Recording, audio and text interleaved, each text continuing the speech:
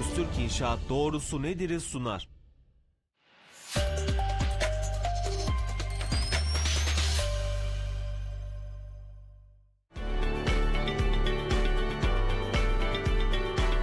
Çocuklarda alerjiler dünya genelinde oldukça yaygın bir durumdur ve özellikle sanayileşmiş ülkelerde daha sık görülür. Alerji belirtileri, alerjenin türüne bağlı olarak değişiklik göstermekle birlikte öksürük bu belirtilerden bir tanesidir. Peki çocuklarda alerjik öksürük nasıl anlaşılır? Çocuklarda alerjik öksürükler daha çok kuru vasıfta, geceleri olan, ataklar halinde olan öksürükler daha çok alerjik öksürüğü düşündürüyor. Ama tabii alerji mi, soğuk algının bunun ayrımını çok iyi yapmak gerekiyor. Çocuklarda çok sık hasta oldukları için.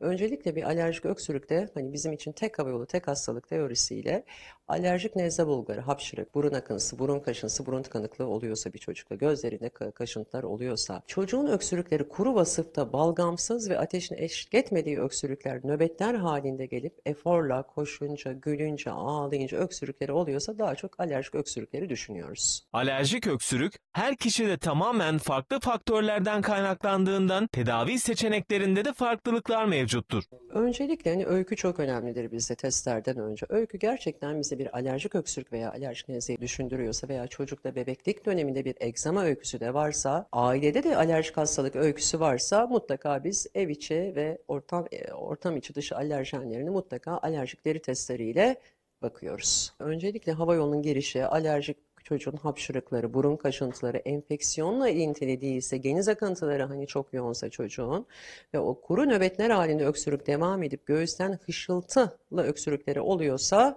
o zaman biraz daha biz alerji tarafını düşünmeye başlıyoruz. Tabii astım ciddi hayat tehdit eden ataklarla da karşı karşıya kalıyoruz. Eğer bir çocuğun alerjik öksürüklere antibiyotikle tedavi etmeye kalkışılırsa sonrasında çok ağır ataklar görüyoruz. Hem çocuklarda hani ciddi hastane başvuruları, okul ve ailelerin iş gücü kaybına neden oluyor veya basit bir ilaçla tedavi edeceğimiz hastalık grubu çok yüksek doz ilaçlarla kullanarak çocuklarda yan etkilerini görüyoruz.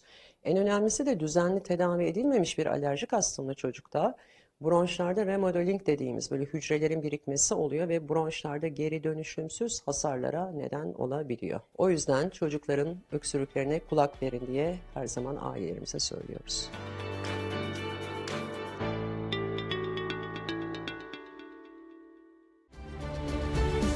Öztürk İnşaat doğrusu nedir'i sundu.